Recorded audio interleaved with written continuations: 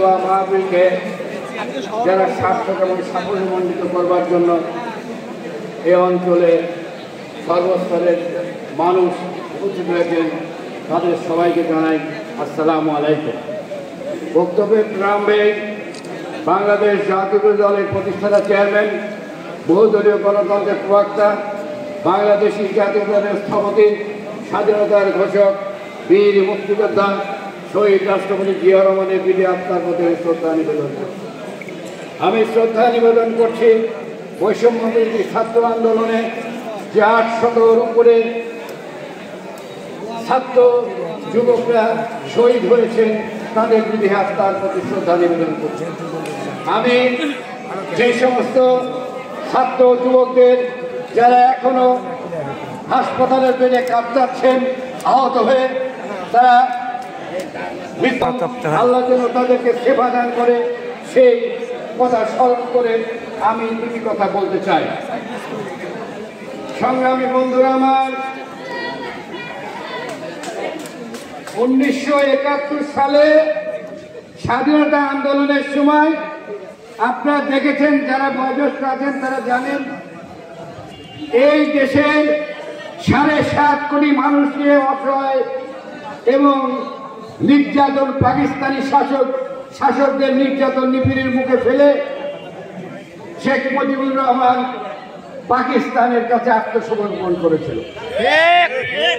আর এই 24 সালের স্বাধীনতা আন্দোলনের শেখ হাসিনা সমস্ত আওয়ামী লীগের নেতা কর্মীদেরকে বিপদের মধ্যে ফেলে দিয়ে কাপুরুষের মতো তার বোনকে নিয়ে ভারতে পলায়ন করিয়াছে। শেখ হাসিনা বক্তৃতা দিয়ে বলেছিলেন, ওই তারেক রহমান কোথায় আছো, তুমি লন্ডন থেকে বলো আর আগুন জ্বলে বাংলাদেশে, ক্ষমতা থাকে বাংলাদেশে আসো, দেখি কিরকম তুমি বিপ্লবী হয়েছ। আমরা আজকে বলতে চাই, শেখ হাসিনা তোমাকে বলছি, ভারত থেকে আসো, দেখি তোমার কি হিম্মত আছে। আমরা বলতে চাই, এই 17 বছর ভিন ভিন নেতা কর্মীরা যে তারা গরম করেছে, সেই শহীদ হয়েছে। আমরা জানেন, এই 15 বছরে 60 লক্ষ মামলা বিএনপি নেতা কর্মীদের বিরুদ্ধে দেওয়া হয়েছে।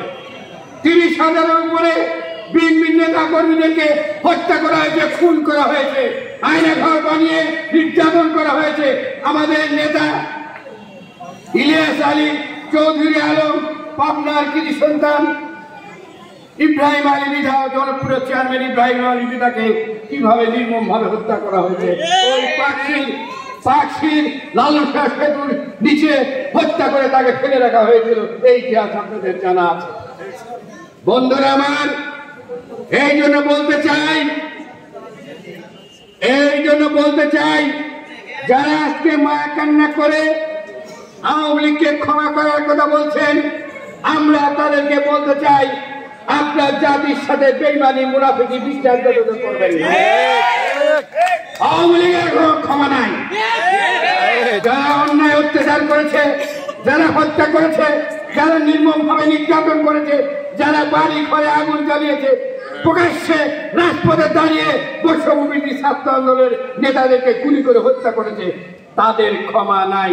তাদের এই বাংলাদেশের মাটিতে বিচার করার পরে উপদেষ্টা মণ্ডলীর সদস্যরা সিদ্ধান্ত নিয়েছেন, এদের বিচার করার পরেই আওয়ামী লীগকে রাজনীতি করার সুযোগ দেওয়ার অন্য হয় না।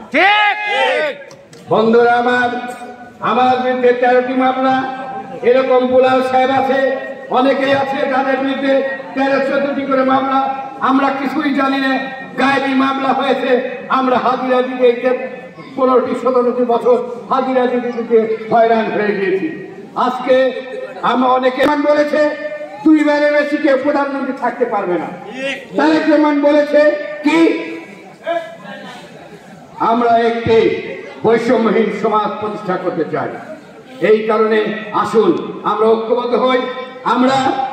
আমরা এই ফ্যাসিস্ট আওয়ামী লীগ সরকার থেকে শিক্ষা নিয়ে আমরা এমন একটি পরিবেশ সৃষ্টি করি যাতে মানুষ বিএনপি প্রতি আস্থা এবং ভরসা রাখে। আমরা বলতে চাই এই 10 নম্বরে যারা উপস্থিত আছেন তাদেরকে বলতে চাই এই 10 নম্বর ওয়ার্ড বিএনপি ঘাঁটিতে পরিণত করতে হবে। কেউ যেন এই বিএনপির ঘাঁটিতে নড়চড় করতে না পারে। এই 10 নম্বর ওয়ার্ডে পাবনা পলিটেকনিক, জাহিদ পাবনা পলিটেকনিকের 3 বছর ছাত্র ছিল, তাকে নির্মম ভাবে হত্যা করে দিচ্ছে। আজকের এই পাবনা সদর আসনের নাম ধরে বলতে আমার দ্বিধা নাই। সদর আসনের এমপির নির্দেশে ওই সাইড চেয়ারম্যান প্রকাশ্যে গুলি করেছে। তাদেরকে আমরা প্রকাশ্যে জনগণের দরবারে হাজির করে প্রকাশ্যে বিচার করতে চাই। বন্ধুরা আমার, আসল আমরা এই সমস্ত ফ্যাসিস্ট আওয়ামী লীগ সরকারের প্রেতাত্মা দ্বারা এখনো রয়ে গেছে, তাদেরকে বিচার ছাড়া আমরা অন্য কোনো সিদ্ধান্ত নিতে চাই না। একটি গল্প, এটা গল্পই গল্প বলে মনে করবেন। মহান রাব্বুল আলামিন আল্লাহ তাআলা একদিন ইবলিসকে বললেন, দেখো তো শয়তান কোথায় আছে, ইবলিস কোথায়, ওই শয়তানটা কোথায় আছে দেখো তো। ইবলিস বললো, হুজুর আমি তো যাই দেখলাম শয়তানরা শেখ হাসিনা পাও করতেছে। বলো শয়তান এসে শেখ হাসিনা শয়তান গেছে, এমন একটি শয়তান শেখ হাসিনা। নমরুদ, মুসালিম, এই পৃথিবীতে সারা পৃথিবীতে যে সমস্ত দুশ্মন জন্মগ্রহণ করবে তাদের সর্দার হচ্ছে শেখ হাসিনা। শেখ হাসিনা আয়না ঘর বানিয়ে নির্যাতন করবে। গোলাম আজমের ছেলে আজমির বক্তব্য শোনেন নাই আপনারা? কি নির্মম নিষ্ঠুর ভাবে তাদের অত্যাচার করা হয়েছে।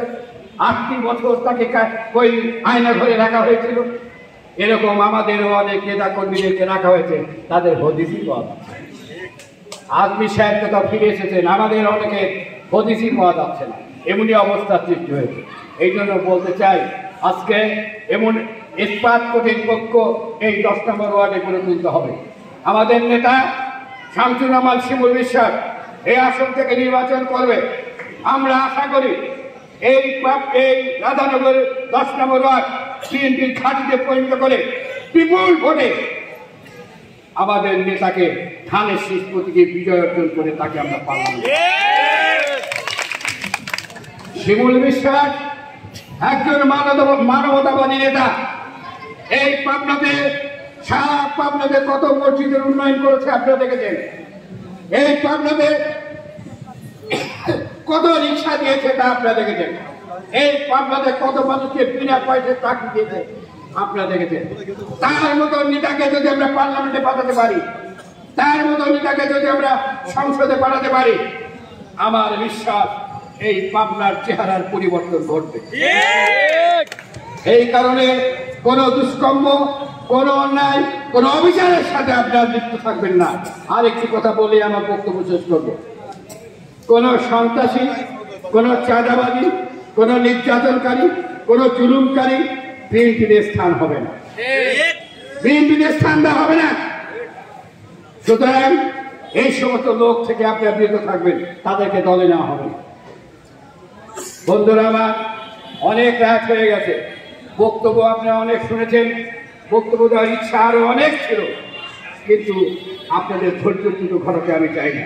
আমি সবার সুরাজ্য, মঙ্গল, দীর্ঘায়ু, উত্তরোত্তর উন্নতি কামনা করে এবং আগামী দিনে লড়াই সংগ্রামে, এখন আমাদের লড়াই শেষ নাই, লড়াই সংগ্রামের উদাত্ত আহ্বান রেখে সবার সুস্বাস্থ্য, মঙ্গল এবং দীর্ঘায়ু কামনা করে আমার কথায় গেলে শেষ করছি। আল্লাহ হাফেজ। বাংলাদেশ জিন্দাবাদ, বাংলাদেশ জাতীয় দল জিন্দাবাদ, দেশনেত্রী বেগম খালেদা জিয়া জিন্দাবাদ, তারুণ্যের অহংকার তারেক রহমান জিন্দাবাদ, জিন্দাবাদ, জিন্দাবাদ।